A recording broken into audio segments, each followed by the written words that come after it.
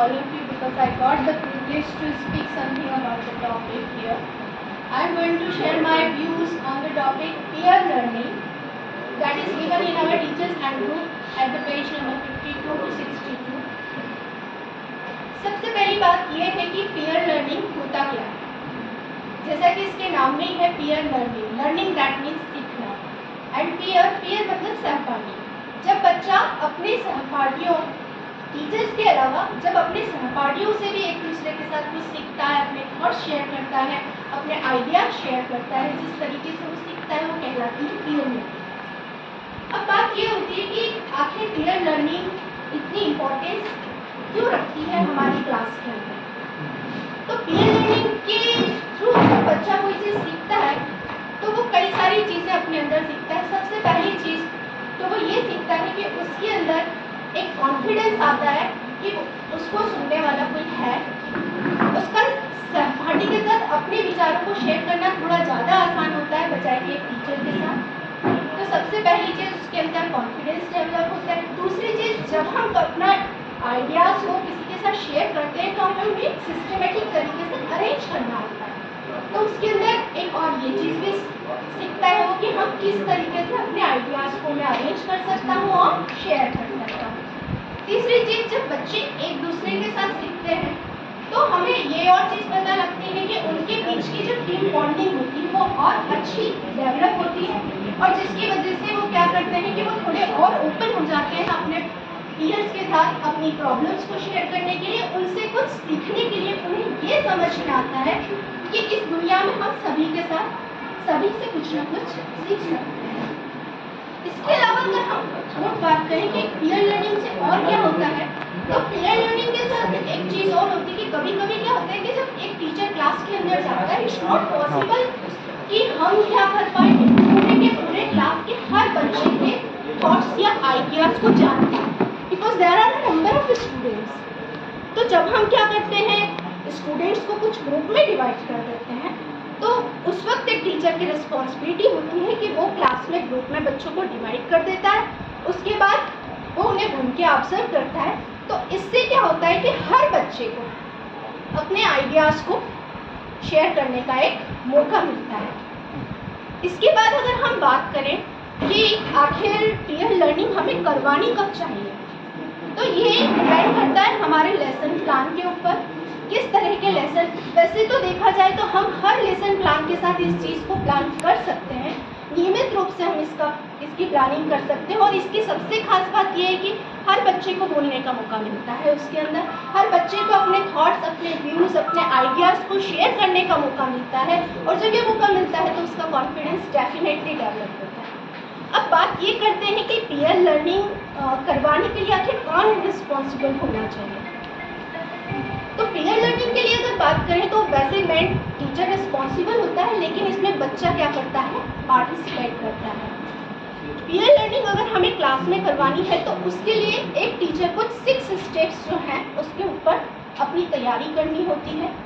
सबसे पहली बात अगर हम बात करें तो उसके अंदर आता है आपका जो लेसन है उसका उद्देश्य क्या है, उस लेसन के माध्यम से हम बच्चों को क्या सिखाना चाह रहे हैं, यही हमारा एक उद्देश्य होता है, जो कि हमारा एक लेसन प्लान है। और उस लेसन प्लान के अकॉर्डिंग हमें सेकंड स्टेप आती है, हमें कोई एक्टिविटी प्लान करनी होती है। हम उसको थिंक पेयर शेयर कह सकते हैं। एक एक्टिविटी हमने प्लान की, उसके बाद तीसरी जो हमने एक्टिविटी प्लान की है उसके अकॉर्डिंग जिस तरह के हमने ग्रुप्स बनाए हैं क्लास में, उसके अकॉर्डिंग हमें क्लास में सीटिंग अरेंजमेंट को भी देखना होता है।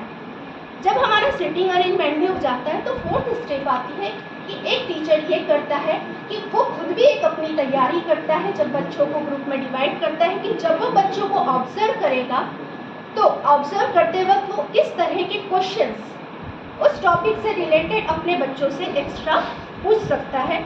वो और उन बच्चों को भी ऑब्जर्व करेगा जो स्पेशली इग्नोर कर दिए जाते हैं क्लास में, कई बार रिस्पॉन्स नहीं देते हैं, तो वो उनको बराबर साथ साथ में फीडबैक देता हुआ भी चलेगा।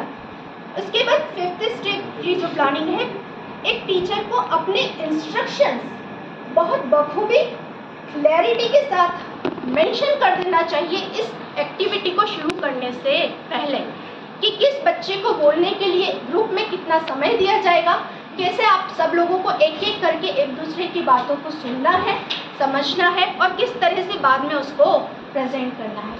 लास्ट पॉइंट आता है 6 और इसके अंदर हम बात करते हैं कि बच्चा जब क्या करता है कि पीयर के अंदर अपनी कोई प्रॉब्लम कोई एक्टिविटी को करता है और कोई चीज़ सॉल्व करता है तो हमें बच्चों से भी फीडबैक लेना है, खुद भी ऑब्जर्व करना है कि आखिर इसमें आज क्या कमी रह गई। उस कमी को हमें ऑब्जर्व करके नेक्स्ट टाइम हमें उसे ये कोशिश करनी है कि हम उसमें कुछ इम्प्रूवमेंट ला सकें। अगर हम इस पीयर लर्निंग की अगर मैं कोई एक एग्जांपल देना चाहूँ कि हम पीयर लर्निंग की प्रैक्टिस अपनी क्लास में किस तरीके से करवा सकते हैं, तो मैं अपने सब्जेक्ट से जुड़े एक एग्जांपल पे बात करना चाहूँगी। जैसे सपोज करिए मैं बच्चों के अंदर 2 स्किल के ऊपर काम करना चाहती हूँ, reading as well as writing. जब एक केवल टीचर करता है तो टीचर रीड करता है, बच्चे राइट करते हैं, यहाँ पे एक ही पे काम हो पा रहा है।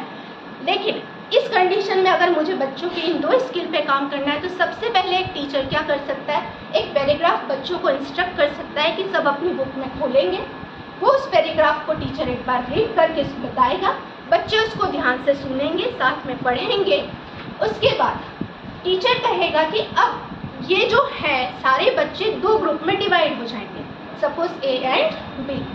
इसमें से टीचर कहेगा कि ए जो है वो क्या करेगा, रीड करेगा और बी उसको लिखेगा। जब ऐसा करते हैं तो उसके बाद इसका टाइम जब ओवर हो जाता है तो टीचर कैन आस्क कि अब आप अपने रोल जो है उनको एक्सचेंज कर सकते हैं। फिर वो बच्चा जो अभी राइट कर रहा था अब वो रीड करेगा और दूसरा बच्चा लिखेगा। इस तरीके से करने के बाद फिर हम उन्हें एक दूसरे की क्रॉस चेक करने के लिए भी दे सकते हैं, क्योंकि ये टॉपिक बुक से ही था, ये बुक्स उनके पास अवेलेबल है, इसलिए वो आसानी से अपनी सभी बच्चे हमारी अपनी स्किल को चेक कर सकते हैं कि उन्होंने कितना सही लिखा है, कितना सही पढ़ा है।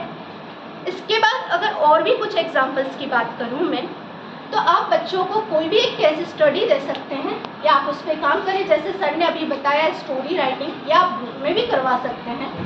कोई पजल सॉल्विंग वो आप ग्रुप में भी करवा सकते हैं। There is a lot to learn, but this is what I could understand and I could summarise. Thank you. तो उस समय कुछ ध्यान रखना है क्या कि जैसे कभी ऐसा ना हो कि एक ग्रुप में सारे होशियार बच्चे आ जाएं या एक में। There are 2 types of group. आप ये टीचर को डिसाइड करना है कि उसे किस तरह का लेसन प्लान है, तो उसके अकॉर्डिंग किस तरह के ग्रुप बनाने हैं। एक हेटेरोजीनियस ग्रुप बनता है, एक होमोजीनियस ग्रुप बनता है। एक हम उस तरह का ग्रुप बनाते हैं जिसमें समान क्षमता वाले विद्यार्थियों को लेते हैं, और एक दूसरा उस तरह का ग्रुप बनाते हैं जिसमें हम अलग अलग तरह की कैपेसिटी वाले बच्चों को लेते हैं, ताकि वो सभी लोग